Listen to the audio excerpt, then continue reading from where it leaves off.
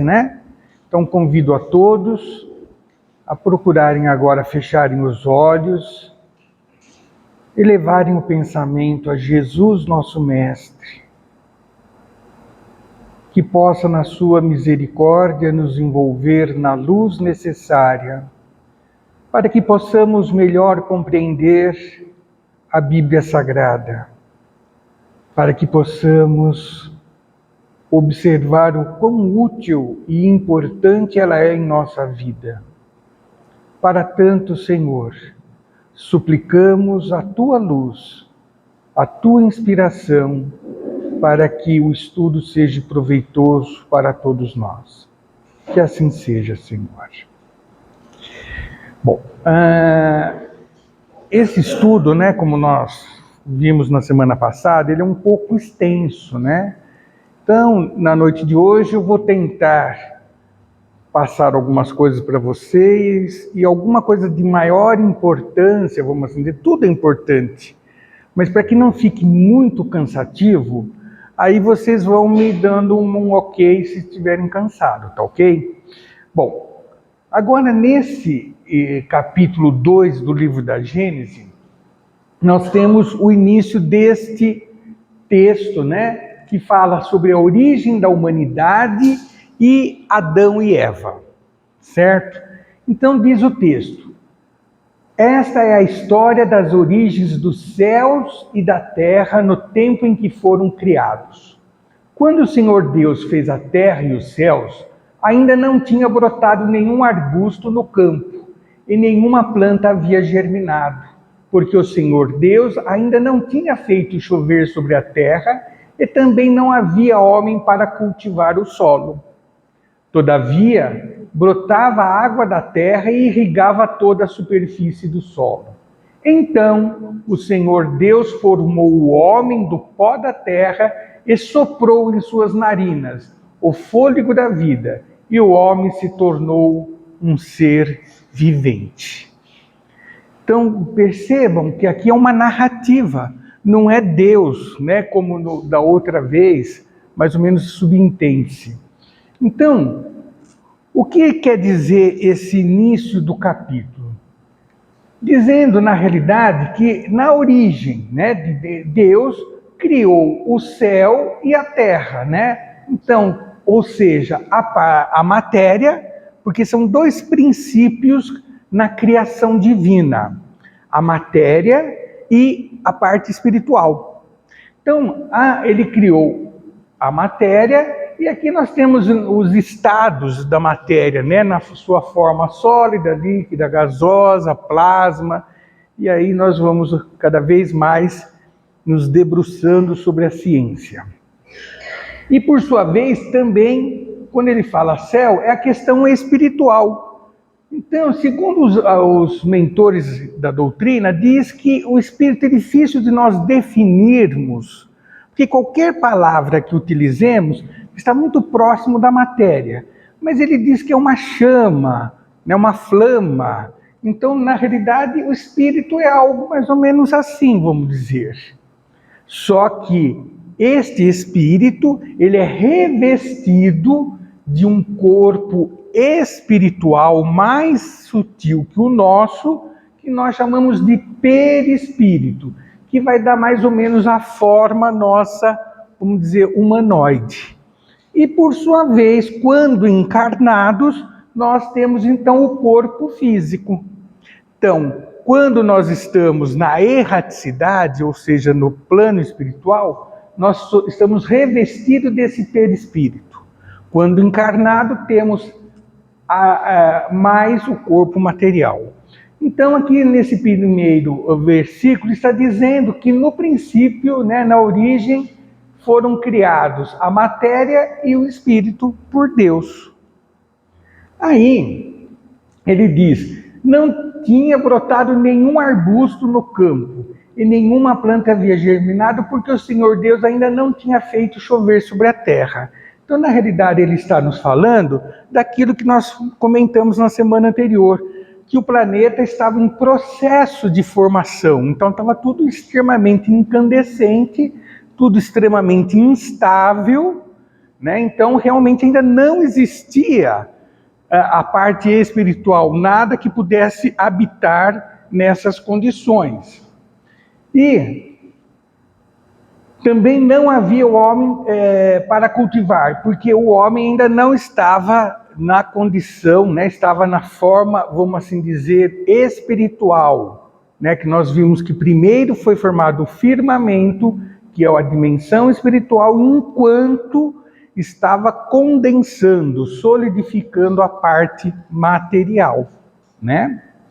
E desta forma, ainda os espíritos a serem os habitantes da Terra estavam muitos em outras dimensões e em outras moradas na casa do Pai.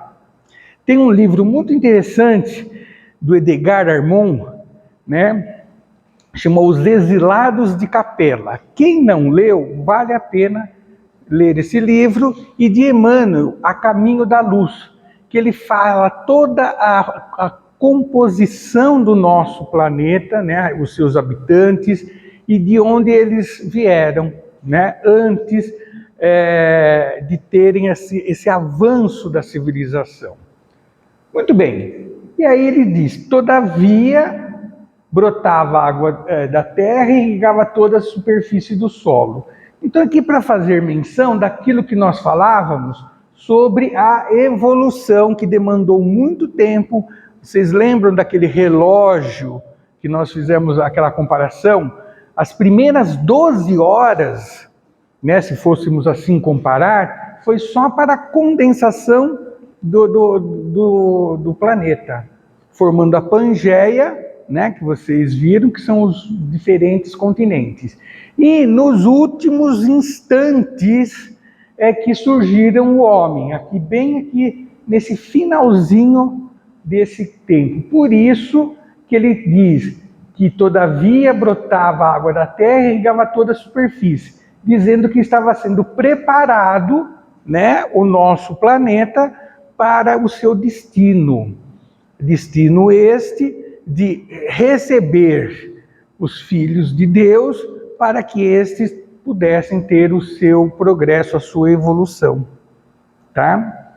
Pois bem, então, o Senhor Deus formou o homem do pó da terra e soprou em suas narinas o fôlego da vida, e o homem se tornou um ser vivente. Como nós falávamos, a linguagem deles era muito materialista, muito palpável para poder fazer essa compreensão da criação do homem. Então ele diz que o homem veio do pó da terra. O que ele está dizendo na realidade é que, e Darwin confirmou com a sua teoria da evolução, que a parte material, o corpo, aquele corpo material que nós vimos, né, que o espírito ele tem o perispírito. Quando encarnado, ele vai então ter o corpo material. Este corpo, por sua vez, é uma das espécies existentes na Terra, espécies de seres vivos. Então, naquela fieira evolutiva que nós vimos lá atrás, dos peixes, dos anfíbios, dos répteis, aves, mamíferos, para depois vir o homem, então foi havendo uma evolução. E então, quando ele diz que o homem veio do pó da terra, é que ele veio desta evolução, a espécie humana, chamado homem, tá? E soprou em suas narinas o fôlego da vida. Mas esses animais já viviam. Então, o que ele quer dizer na realidade, este fôlego da vida foi justamente o espírito poder habitar aquele corpo, aquela espécie. Porque dentre todas as espécies animais existentes na Terra, o animal mais adaptável ao espírito é a espécie humana. Então, quando vocês leem essa expressão, Deus formou o homem do pó da terra e soprou em suas narinas o fôlego da vida, ele está dizendo que o animal homem passou a receber o espírito. que até então ele não tinha o espírito, tinha o princípio inteligente. Quando vocês estudarem o livro dos Espíritos, né? Quando vocês veem lá espírito com E minúsculo, é princípio inteligente. Quando vocês verem espírito com E maiúsculo, já é o espírito individualizado, ou seja, é aquele espírito que traz consciência, responsabilidade e está sujeito à lei de causa e efeito pelas suas opções do livre-arbítrio. Porque o animal não tem livre-arbítrio, ele não raciocina o que ele quer, o que é melhor ou não, ele tem instinto. Entenderam a diferença?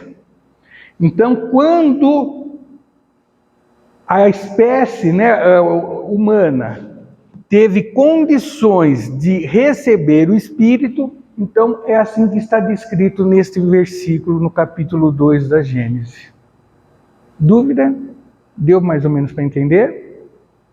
Continuando, e a partir de então, né, com este processo, também a espécie humana foi ao longo do tempo evoluindo, foi mudando seus caracteres, né, físico, intelecto, e passou a ter moralidade. Aí nós temos no versículo seguinte: ora, o Senhor Deus tinha plantado um jardim no Éden, para os lados do leste, e ali colocou o homem que formara. Então o Senhor Deus fez nascer do solo todo tipo de árvores agradáveis aos olhos e boas para alimento. E no meio do jardim estava a árvore da vida e a árvore do conhecimento do bem e do mal. Isso que vamos ver o que ele quer dizer. Então, como está nos mostrando, que a terra já estava em condições de receber o Espírito e, por sua vez, a espécie humana já havia conquistado um aperfeiçoamento suficiente. Além do que, a atmosfera nesse momento do planeta já estava em condições muito semelhantes da nossa atualmente. Porque lá, bem nos primórdios, como havia muita concentração de gás carbônico, então por isso que as plantas eram enormes e as suas folhas imensas, porque ela passava a fazer aquela troca que até hoje ocorre do gás carbônico, que nos é tóxico, e transformando em oxigênio. À medida em que o planeta foi se retemperando, né, então criou-se essas condições e com isso passamos a ter todas essas fauna e flora que conhecemos, tá? Bom, e dessa forma, né, então nós temos o que conhecemos ainda hoje. Mas vamos entender então os dois versículos. Ele diz que o Senhor tinha plantado um jardim no Éden. Então, o Éden, na realidade, em hebraico, quer dizer jardim e região fértil. Então, ele havia plantado, né, no Éden, uma terra, uma região fértil, ou seja, que tinha todo tipo de plantas que dava a subsistência para o homem, tá? E veja que esse Éden é diferente do paraíso. Não é o paraíso propriamente dito, como o pessoal lembra. Então, nada mais era do que essas condições favoráveis para que a espécie humana pudesse ter seu alimento, seu abrigo, sua proteção. E ele diz em seguida: e no meio do jardim estavam a árvore da vida e a árvore do conhecimento do bem e do mal. E isso agora é uma metáfora, isso é uma força de expressão, né? Como eu falei, eles tinham que dar uma ideia material para um conhecimento abstrato. Então, árvore da vida, o que é essa árvore da vida? Nada mais do que as leis de Deus, a verdade. Então, estava dizendo que o homem já estava se estruturando, já saiu daquele estado primitivo da pré-história, vamos assim dizer, já estava tendo as primeiras noções, né, das leis, do que ele fazia, tinha uma correspondência. E a árvore do conhecimento do bem e do mal é justamente, ele tinha então condições de começar a discernir, optar entre seguir ou não a lei. Entenderam? Então, vejam que estamos falando aqui daquele ser que estava muito embrutecido, que ele vivia praticamente dos instintos, ele era extremamente extrativista, para ser aquela espécie que deixou de ser nômade para começar a fixar-se numa determinada região. Porque os homens pré-históricos, eles iam andando e se alimentando, dormiam onde podiam e assim caminhavam. Quando ele começa a se estruturar, né, em família, eles passam a ter aquela afeição muito rudimentar, bem a verdade, mas ele começa então a fixar-se sempre próximo a rios. E pode ver que toda cidade até hoje ela sempre tem um rio, né? E daí então ele começou a se fixar, a desenvolver a agricultura. Depois ele começou a domesticar os animais e assim por diante. Então ele começou a ter este conhecimento das leis e começou a fazer opções, deixar de ser extrativista e começar a se fixar. Isso tudo vai gerar consequências, tá? Dúvida? Então, quando nós lemos na Bíblia a árvore da vida, é nada mais do que as leis de Deus. Existia já essas leis para que a matéria e o espírito pudessem viver harmonicamente, não ficar num caos.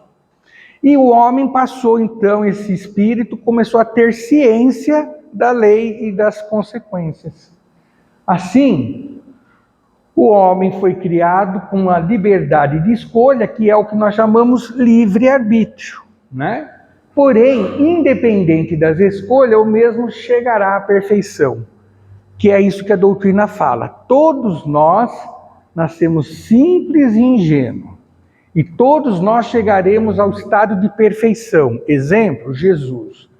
O caminho a percorrer desse ponto inicial até esse destino, caberá a cada um de nós as opções, as experiências, né, a convivência para chegar. Podemos acelerar, retardar esse processo, mas está em nossas mãos. A certeza que todos nós chegaremos nessa condição de perfeição. Como sempre é dito aqui, isso é muito importante, que ao saber que um dia nós seremos como Jesus, isso nos dá a entender que todas as adversidades, os obstáculos, as dificuldades que encontramos serão superadas. Chegaremos ao destino, né? Muito bem. Então, esse é o versículo 9 do capítulo 2. Aí, continuando, nós temos: o Senhor Deus colocou o homem no jardim do Éden para cuidar dele e cultivá-lo. Vamos ver o que é isso. E o Senhor Deus ordenou ao homem: coma livremente de qualquer árvore do jardim, mas não coma da árvore do conhecimento do bem e do mal, porque no dia em que dela comer, certamente você morrerá. Que coisa esquisita, né?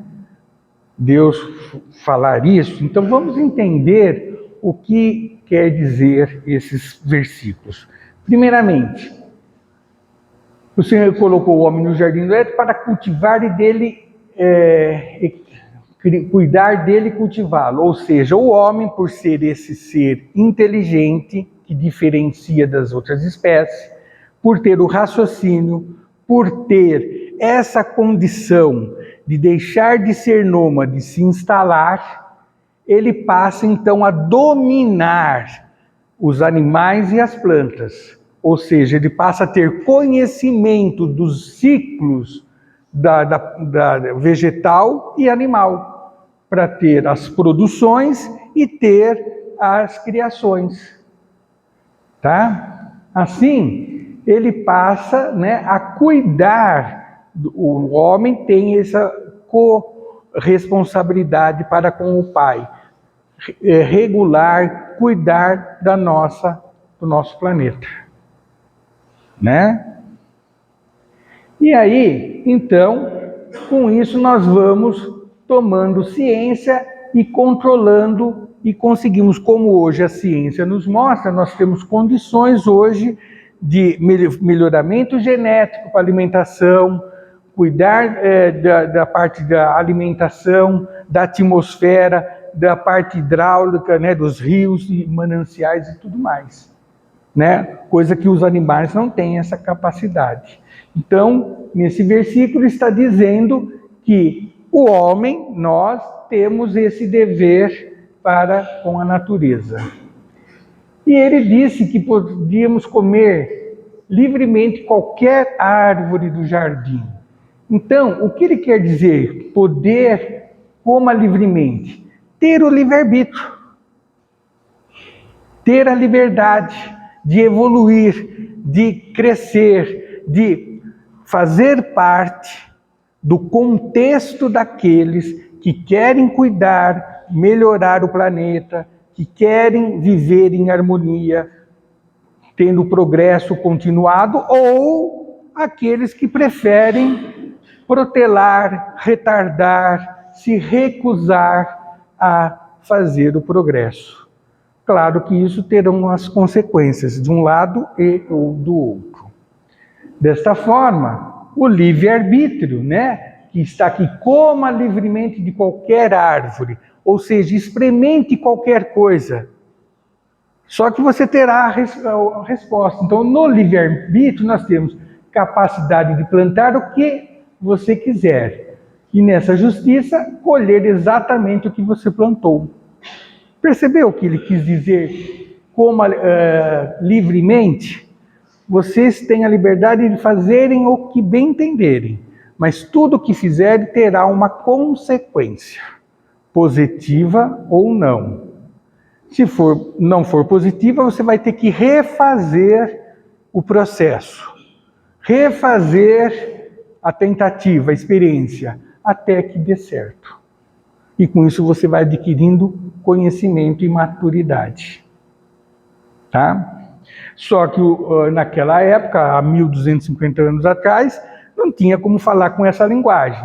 Então usava-se essa outra linguagem representativa. E na realidade, então, é essas escolhas que nós podemos fazer entre as duas opções lá da frente, mas sempre com o destino de avançarmos, de progredirmos, quer queira ou quer não. O único determinismo na criação divina é o fato de um dia sermos perfeitos. Tudo bem?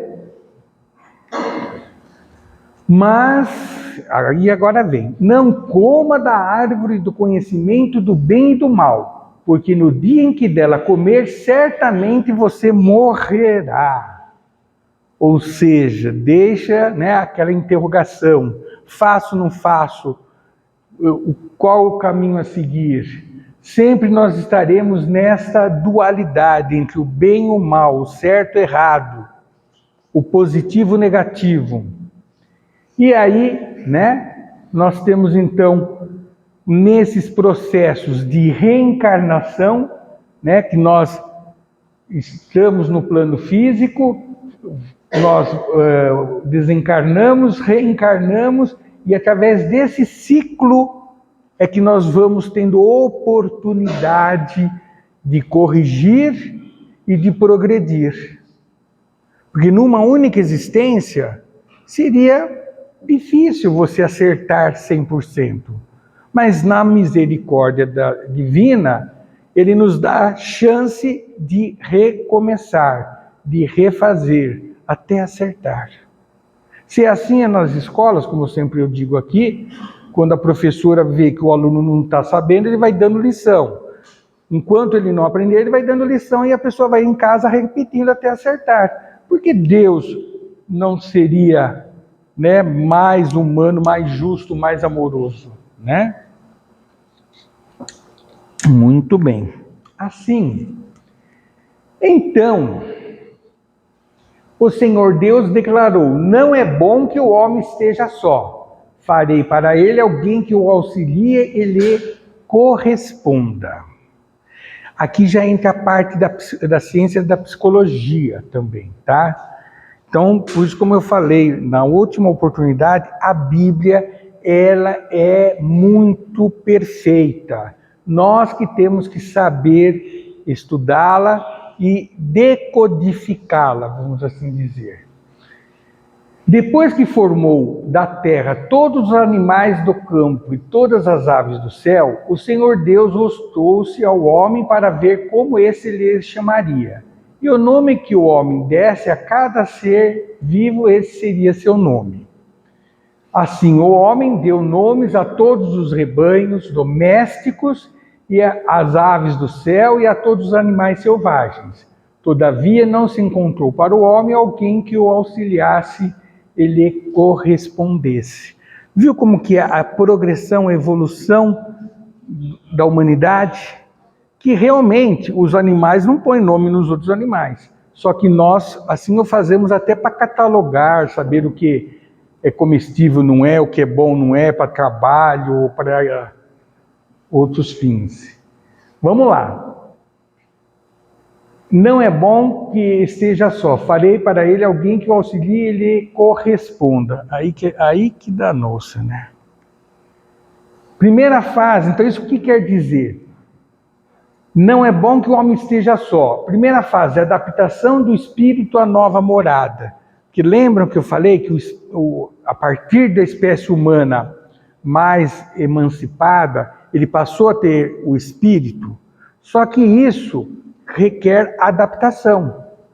É como você, de repente, saísse aqui da nossa região e fosse morar numa outra região. Você não vai ter um período de adaptação? Assim, também nessas proporções. E, então, dessa forma, o espírito que muitos que vieram de outras moradas, ou seja, de outros planetas, tiveram que nascer nas condições da Terra e, consequentemente, se adaptar. E a segunda fase, farei para ele alguém que o auxilie e lhe corresponda. A sua razão de estar nessa morada, ou seja, entender por que nós estamos no plano físico. Por que nós encarnamos? Não é à toa, não estamos aqui a passeio, não estamos aqui de férias, nem de deleite. Nós estamos aqui para cada qual fazer o seu trabalho, fazer a sua evolução, deixar o seu legado, mesmo que seja insignificante. Mas é um processo continuado. Então, aqui está nos dizendo que reencarnar e desencarnar é um processo de evolução que nós adquirimos. Tá?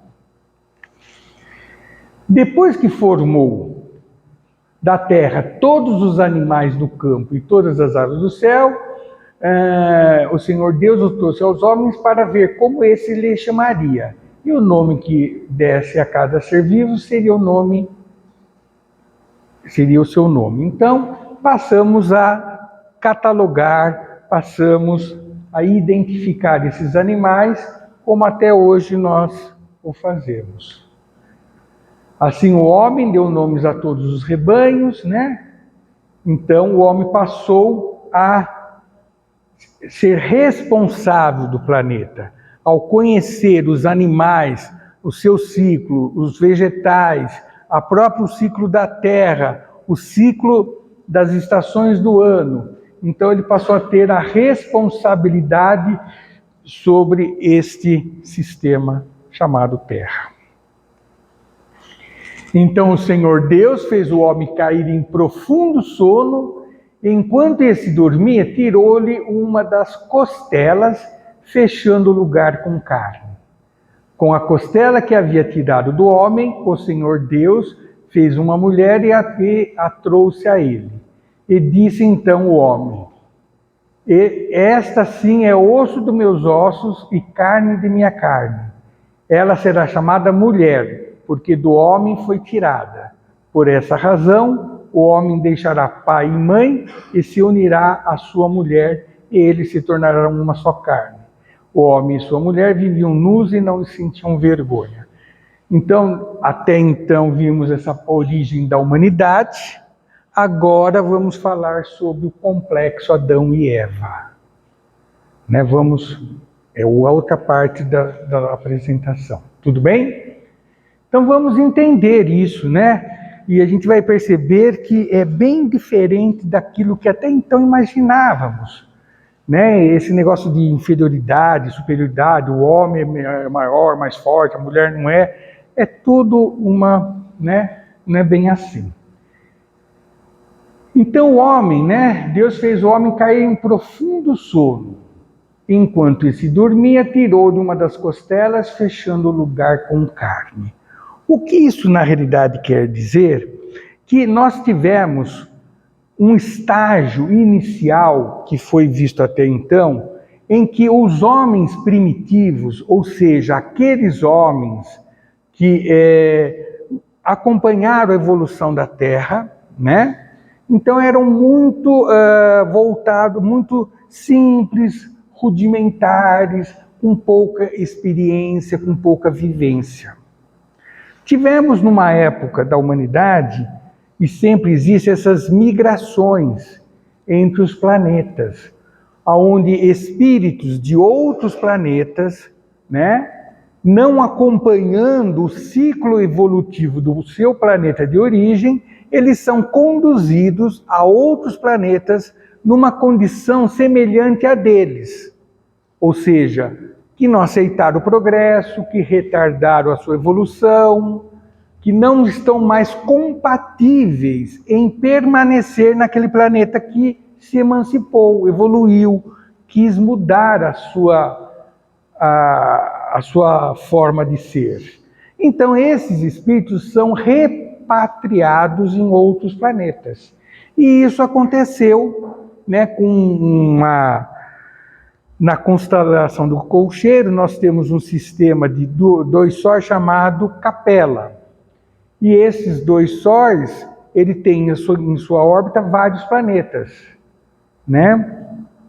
E um desses planetas estava numa condição como a Terra está hoje, em que está havendo toda essa efervescência, um grupo querendo evoluir e o outro resistir à evolução, Esse planeta chamava Atlântide, Então não é Capela como o pessoal fala. Capela é como falar Sol. Terra faz parte do Sol. Então, Atlântide, por isso que tem toda essa mitologia, toda essa crença, essa coisa com relação à Atlântida. Na realidade, é a lembrança vaga que esses exilados de Atlântide têm sobre como eles viviam. Então, estes espíritos vieram para a Terra. E quando ele diz o homem caiu em profundo sono, na realidade, esses espíritos, eles tinham que esquecer aquele planeta para se adaptar à nova realidade. Então, esquecimento do passado em outra morada que eles estiveram. Por isso que caíram no sono profundo. Adaptando-se à nova morada, no caso a Terra, e às novas condições. Imaginemos, se nós de repente fôssemos deportados hoje da Terra e fôssemos habitar um planeta como o da pré-história que nós conhecemos. Como seria difícil para nós, Estamos com ventilador, ar-condicionado, luz elétrica, projetor. De repente, se você está com um dinossauro, com o Tiranossauro Rex, percebe? E assumindo a proposta de reparação dos equívocos em outra morada, realizando o trabalho em conjunto na promoção do progresso local e de si próprio. Então, essa migração não é castigo de Deus, é readaptação. Você não se adaptou, a civilidade, então você vai viver num mundo primitivo, para valorizar o que você tinha e levar o seu conhecimento para dar avanço àquele povo mais simples e inexperiente. Essa é a proposta. E com isso, com essa formação desse novo grupo de espíritos encarnados, começou a existir a parte de sentimento, coisa que até então os primitivos, né, os nativos, melhor dizendo, da Terra não tinha muito. E aí o que aconteceu? Com a costela que havia tirado do homem, o Senhor Deus fez uma mulher. Então vamos entender, né? Porque ninguém tem faltando homem, faltando uma costela, né? Temos os pares certo. Então o que é essa costela que nós falamos tanto? A costela, a palavra hebraica é zala, que significa apenas lado.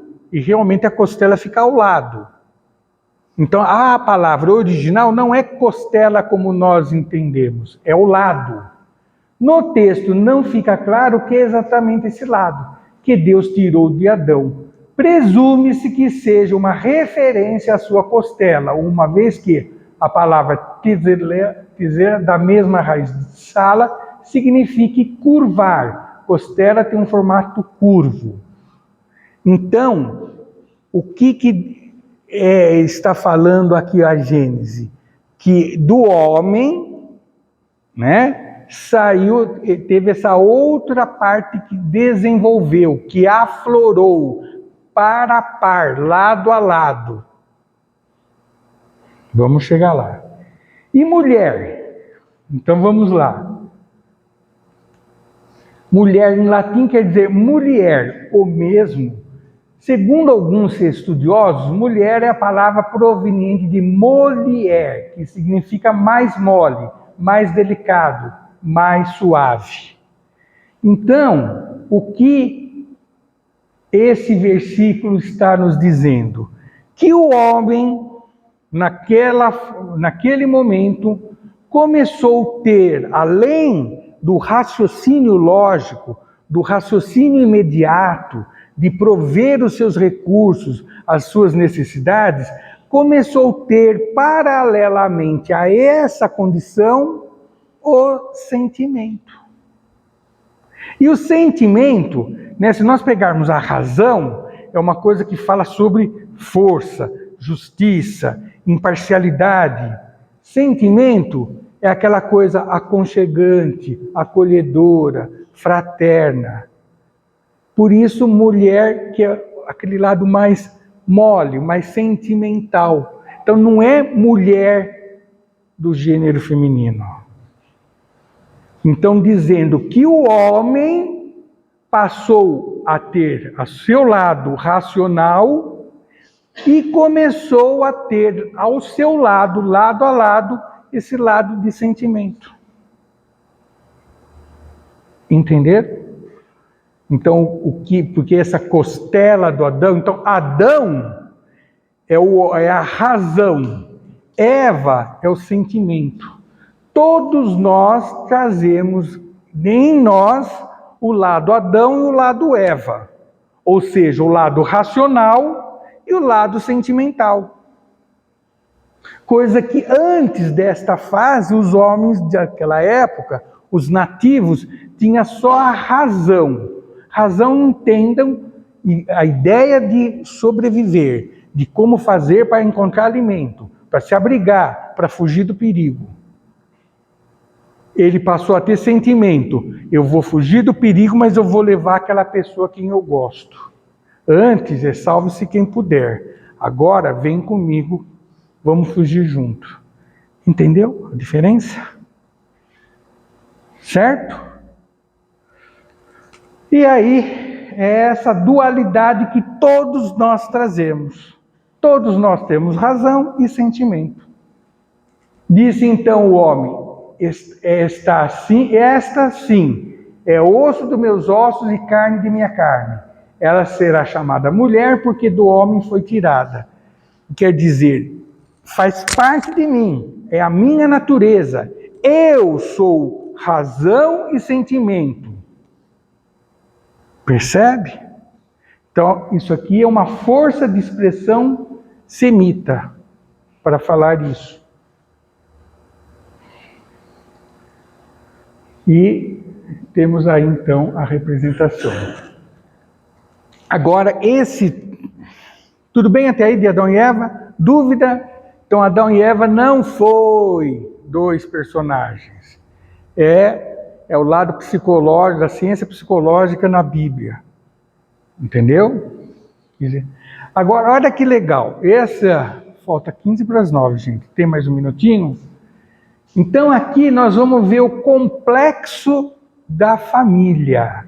Vamos ver aqui quando o homem deixou de ser macho e fêmea, de se atraírem apenas por instintos hormonais, por ter aquele instinto de preservação da espécie, consequentemente a procriação, para desenvolver o sentimento, a afetividade, o amor.